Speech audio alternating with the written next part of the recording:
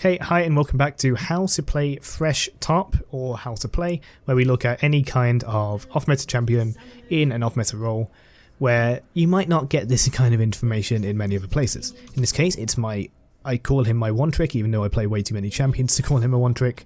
It's AD Thresh top lane versus Urgot. So this is fighting a special kind of juggernaut who is ranged. And we're going to look at all the kind of ways that we can battle this Urgot, at least in the ways that he presents us. He does admit to being a first-time Urgot, but he's a little bit on the toxic side, whereas I am extremely casual in this game and am busy spamming copy pastas rather than actually playing the game.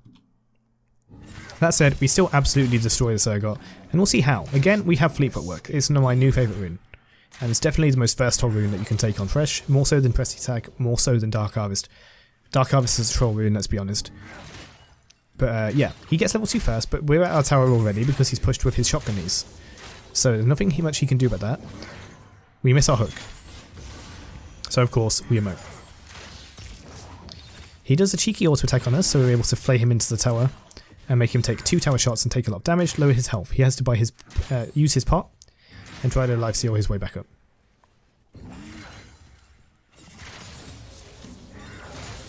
We're both level 3. Now I want you to watch when he uses his E. It's fairly readable due to its long range, short range, I mean, when Urgot is going to use his E. So I think we're going to get that cannon. Yes, we are, thank God. So we go very close to Urgot. Still not using it. Now he uses it, and I knew it. It wasn't even in range, but you can flay him away during the charge, but not before the charge. Before the charge, he's unstoppable.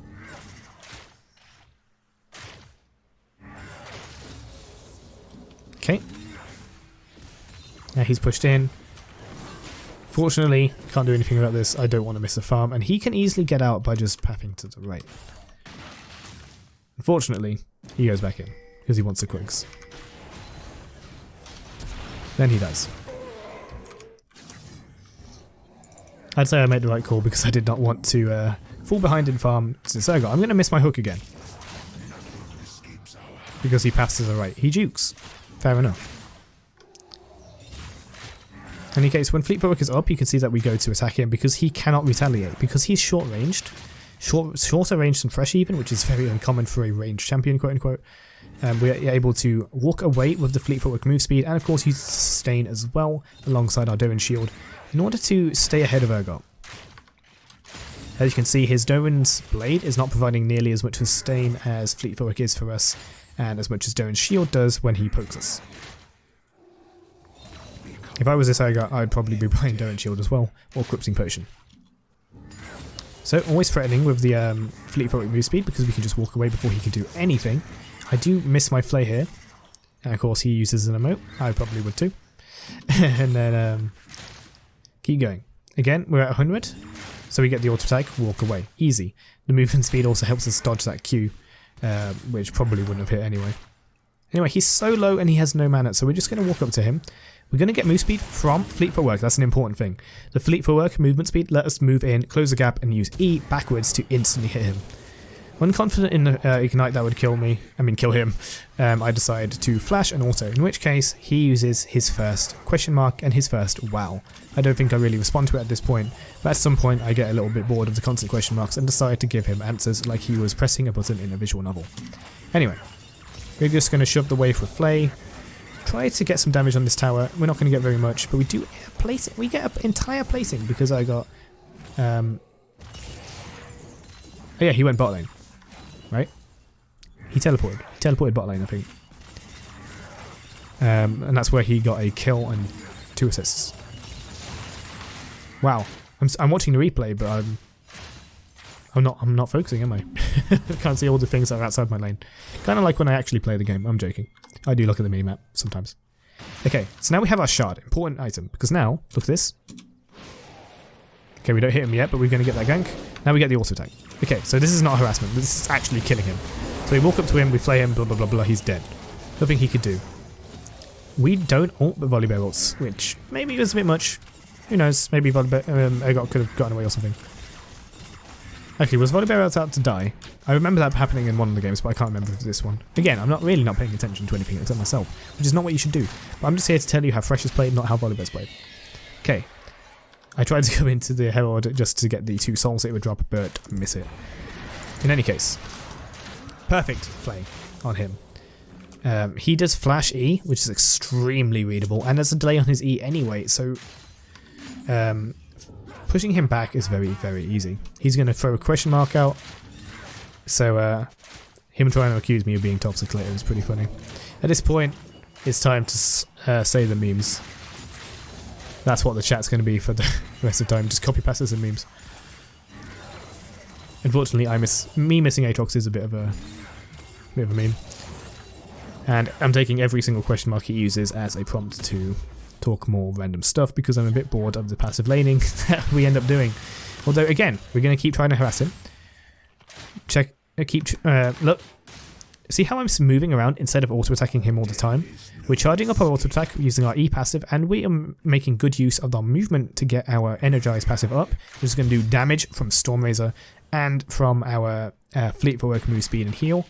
It does rip through his bone plating and do some damage on the other end, so when his doesn't have bone plating, we're going to do a lot more damage. Anyway, clear the minions. Oh, that hurt to look at. And whilst he pushes back up, because I don't want to go too close just in case I get ganked or whatever. Dragon is not up, so there's every reason that the enemy jungler could be here. Anyway, I asked him if he knew Leonardo da Vinci's Mona Lisa. And I saw it in my Gamma School art book. And you know how the rest of this goes, probably, if you've watched this channel. So I give him a box when he teleports in. Did the teleport even render in this replay? Maybe not. Anyway, that's how I chose to pass time in this lane when I'm not doing any of that. It's just a normal game. Probably wouldn't do this in a ranked, or maybe I would, who knows. But in any case, again, because the minions were kind of falling, and because he went for that cheeky shotgun knee attack, which does spread onto me, I managed to flay him under for a tower shot. It wasn't enough because I believe he had bone plating, and he's got himself some armor now, and the unstoppable portion is when I hit my Q, which was, I mean, I could have tried to stop him after, and again, we get more tower shots on him. Now that he's become a bit more durable, it is harder for me to just punch the crap out of him. Right, I land time for the shield on Volibear, not to make him click it. We're going to Q to stop Urgot's W, and then we're going to continue to beat the crap out of him. Lately, I've just been focusing on top lane, and this is a much more casual way to play the game. Urgot proceeds to get more and more salty. As I back away to recall, walk back to lane, and of course, spam more copy pasta. I don't know why I started doing this, but I don't know. It felt fun. If I got running away, I try to kind of get involved. As they two of them collapsed onto Rumble, we're just going to walk in, full combo him with box and play him into it because he didn't want to walk into it on his own. Whilst Nautilus tries to path this way. Yasuo appears here, and I think it's easier if we just chase Nautilus first, kill him, and then get the Yasuo. But Rumble disagreed. Bam.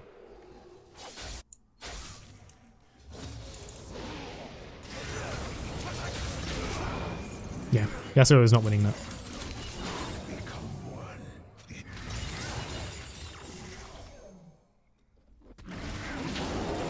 I got again with the question marks.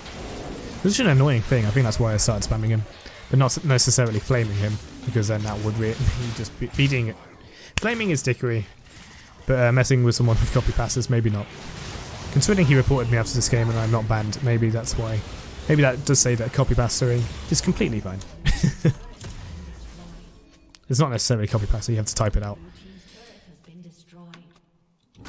And at that point I got bored of it, so I just stopped and told him he should probably use his passive a little more actively. And he did not like me saying that. In any case, that's the end of the laning phase. That's mostly the end of our how to play, but we are going to do a ton of damage on that Ashe. Let's look at that again.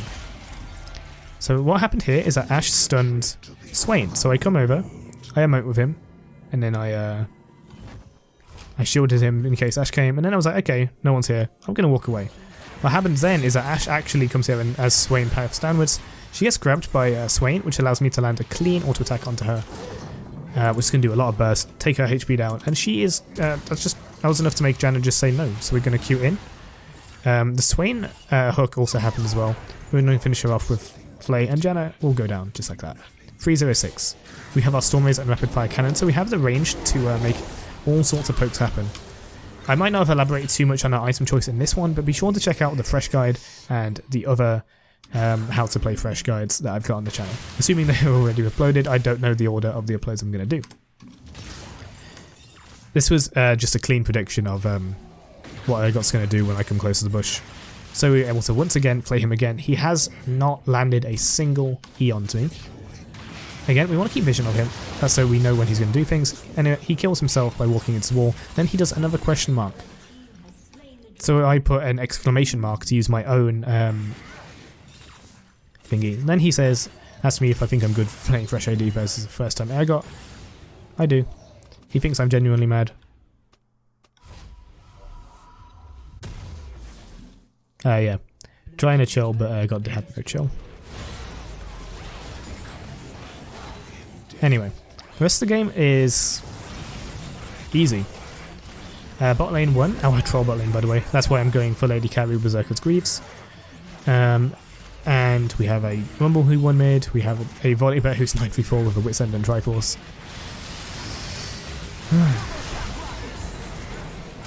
So yeah, easy win, but also an easy lane against Urgot. Yes, first time Urgot. But these would work against a good Urgot as well. I do go a bit too hard there, and I end up dying after my dive. That was where my one death came from. A bit of an int. And then he starts like doing some light flaming, but it's all good. Enemy surrenders because there's no coming back, and that was that. 25-minute game. We beat the absolute crap out of an Urgot whilst telling him various stories about Navy SEALs and Kiryoshikage. So, hope you enjoyed. Maybe this was a bit more of a weird one, because, again, most of the bulk of it usually comes in the laning phase.